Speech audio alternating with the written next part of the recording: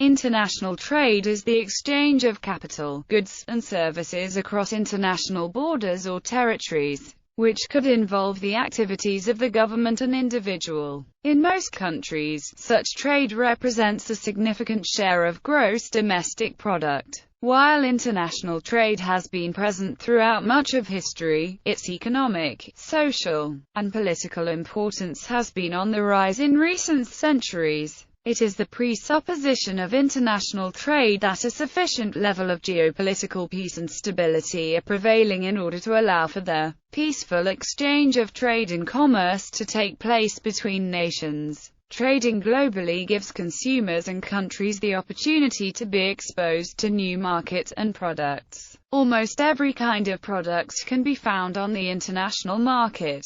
Food, clothes, spare parts, oil, jewelry, wine, stocks, currencies and water. Services are also traded. Tourism, banking, consulting and transportation. A product that is sold to the global market is an export, and a product that is bought from the global market is an import. Imports and exports are accounted for in a country's current account in the balance of payments. Industrialization, advanced technology, including transportation, globalization, multinational corporations, and outsourcing are all having a major impact on the international trade system. Increasing international trade is crucial to the continuance of globalization. Without international trade, nations would be limited to the goods and services produced within their own borders. International trade is, in principle, not different from domestic trade, as the motivation and the behavior of parties involved in a trade do not change fundamentally regardless of whether trade is across a border or not. The main difference is that international trade is typically more costly than domestic trade. The reason is that a border typically imposes additional costs such as tariffs, time costs due to border delays, and costs associated with country differences such as language, the legal system or culture. Another difference between domestic and international trade is that factors of production such as capital and labor are typically more mobile within a country than across countries. Thus, international trade is mostly restricted to trade in goods and services, and only to a lesser extent to trade in capital, labor or other factors of production. Trade in goods and services can serve as a substitute for trade in factors of production. Instead of importing a factor of production, a country can import goods that make intensive use of that factor of production and thus embody it. An example is the import of labor-intensive goods by the United States from China. Instead of importing Chinese labor, the United States imports goods that were produced with Chinese labor. One report in 2010 suggested that international trade was increased when a country hosted a network of immigrants. But the trade effect was weakened when the immigrants became assimilated into their new country. International trade is also a branch of economics, which, together with international finance, forms the larger branch called international economics. Trading is a value-added function. It is the economic process by which a product finds its market, in which specific risks are to be borne by the trader. History. The history of international trade chronicles notable events that have affected the trade between various countries. In the era before the rise of the nation-state, the term international trade cannot be literally applied, but simply means trade over long distances, the sort of movement in goods which would represent international trade in the modern world. Models. The following are noted models of international trade. Adam Smith's model. Adam Smith displays trade taking place on the basis of countries exercising absolute advantage over one another. Ricardian Model. The Ricardian model focuses on comparative advantage, which arises due to differences in technology or natural resources. The Ricardian model does not directly consider factor endowments, such as the relative amounts of labor and capital within a country. The Ricardian model is based on the following assumptions. Labor is the only primary input to production. The relative ratios of labor at which the production of one good can be traded off for another differ between countries and governments. Heckscher-Ulan model. In the early 1900s, a theory of international trade was developed by two Swedish economists, Eli Heckscher and Bertil Ulan. This theory has subsequently been known as the Heckscher-Ulan model. The results of the HO model are that countries will produce and export goods that require resources which are relatively abundant and import goods that require resources which are in relative short supply.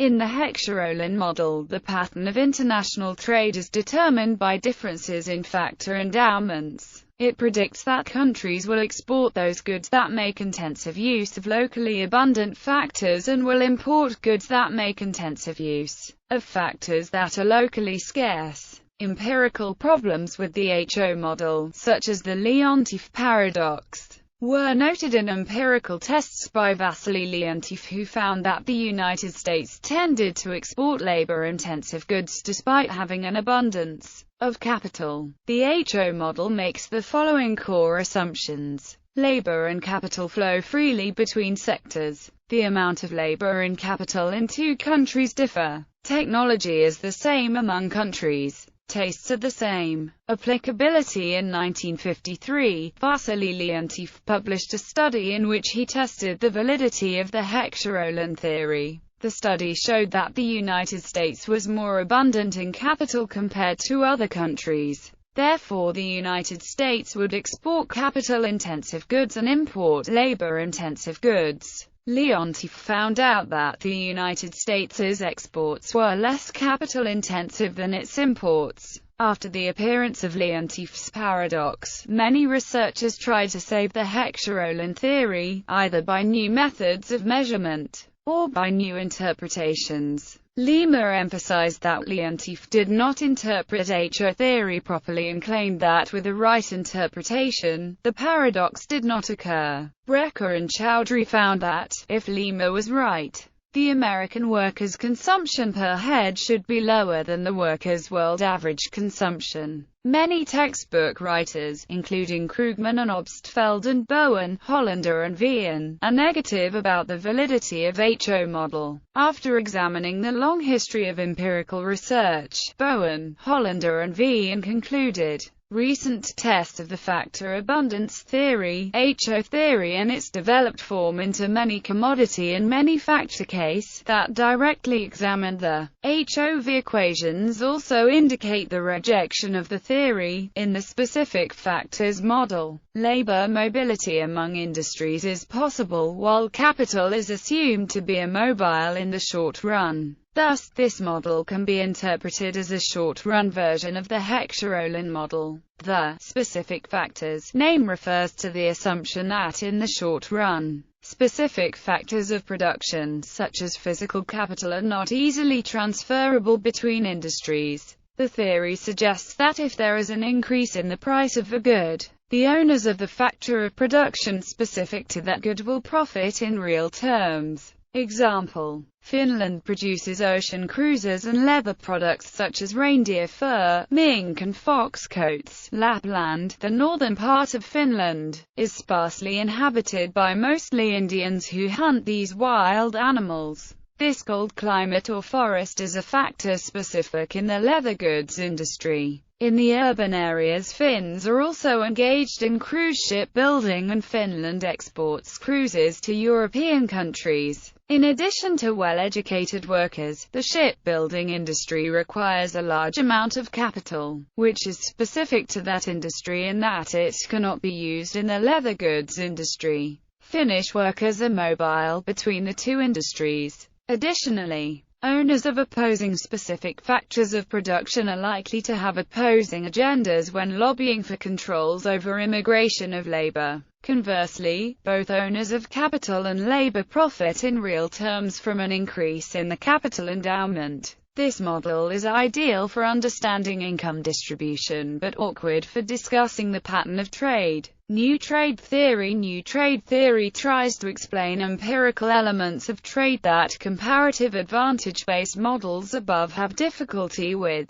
These include the fact that most trade is between countries with similar factor endowment and productivity levels, and the large amount of multinational production that exists. New trade theories are often based on assumptions such as monopolistic competition and increasing returns to scale. One result of these theories is the home market effect, which asserts that if an industry tends to cluster in one location because of returns to scale, and if that industry faces high transportation costs, the industry will be located in the country with most of its demand, in order to minimize cost. Although new trade theory can explain the growing trend of trade volumes of intermediate goods, Krugman's explanation depends too much on the strict assumption that all firms are symmetrical, meaning that they all have the same production coefficients. Shiozawa, based on much more general model, succeeded in giving a new explanation on why the traded volume increases for intermediate goods when the transport cost decreases. Gravity model. The gravity model of trade presents a more empirical analysis of trading patterns. The gravity model, in its basic form, predicts trade based on the distance between countries and the interaction of the countries' economic sizes. The model mimics the Newtonian law of gravity, which also considers distance and physical size between two objects. The model has been proven to be empirically strong through econometric analysis.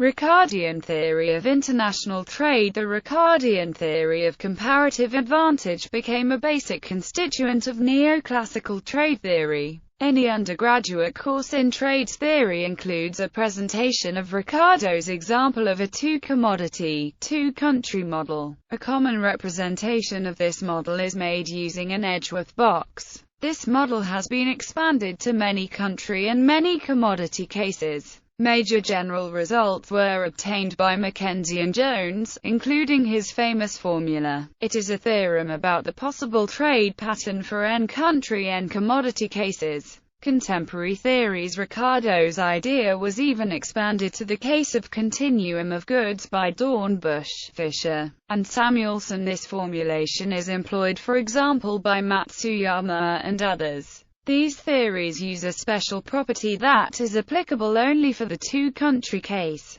Neo-Ricardian trade theory. Inspired by Piero Sraffa, a new strand of trade theory emerged and was named Neo-Ricardian trade theory. The main contributors include Ian Steedman and Stanley Metcalfe. They have criticized neoclassical international trade theory, namely the Heckscher-ULAN model, on the basis that the notion of capital as primary factor has no method of measuring it before the determination of profit rate. This was a second round of the Cambridge capital controversy, this time in the field of international trade. The merit of neo-Ricardian trade theory is that input goods are explicitly included. This is in accordance with Sraffa's idea that any commodity is a product made by means of commodities. The limitation of their theory is that the analysis is restricted to small country cases. Traded intermediate goods. Ricardian trade theory ordinarily assumes that the labor is the unique input.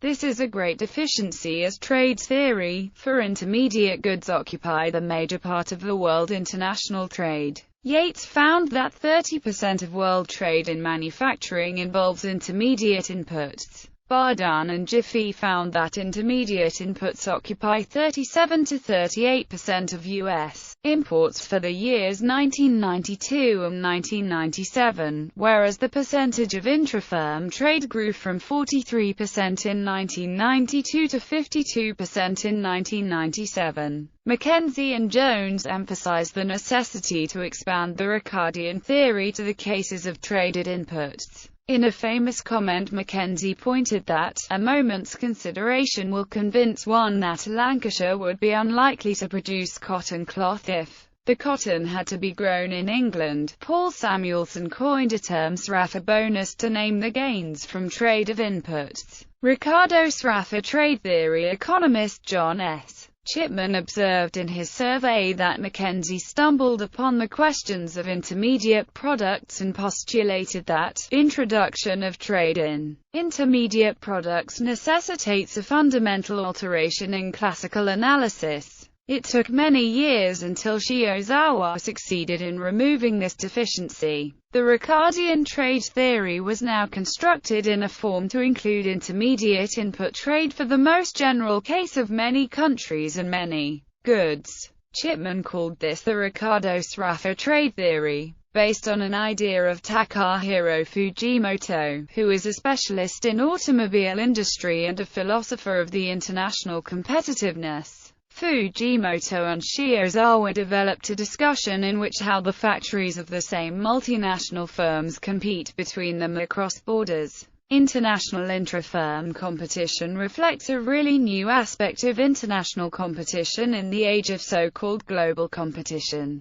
International production fragmentation trade theory in his chapter entitled Li and Feng Limited, an agent of global production. Cheng used Li and Feng Limited as a case study in the international production fragmentation trade theory, through which producers in different countries are allocated a specialized slice or segment of the value chain of the global production. Allocations are determined based on technical feasibility and the ability to keep the lowest final price possible for each product. Fragmentation widens the scope for application of Ricardian comparative advantage. An example of fragmentation theory in international trade is Li and Feng's garment sector network, with yarn purchased in South Korea, woven and dyed in Taiwan, the fabric cut in Bangladesh, pieces assembled in Thailand, and the final products sold in the United States and Europe to major brands. In 1995, Li and Feng Limited purchased Inchcape Buying Services, an established British trading company, and widely expanded production in Asia. Li and Feng supplies dozens of major retailers, including Walmart stores, Inc., branded as Walmart. Free trade theories. In fact, many countries following mercantilist policy tried to become as self-sufficient as possible. We discussed two theories supporting free trade: absolute advantage and comparative advantage. Both theories hold that nations should neither artificially limit imports nor promote exports. The market will determine which producers survive as consumers by those products that best serve their needs. Both free trade theories imply specialization. Just as individuals and families produce some things that they exchange for things that others produce, national specialization means producing some things for domestic consumption and export while using the export earnings to buy imports of products and services produced abroad. Largest countries by total international trade. Top traded commodities. Source: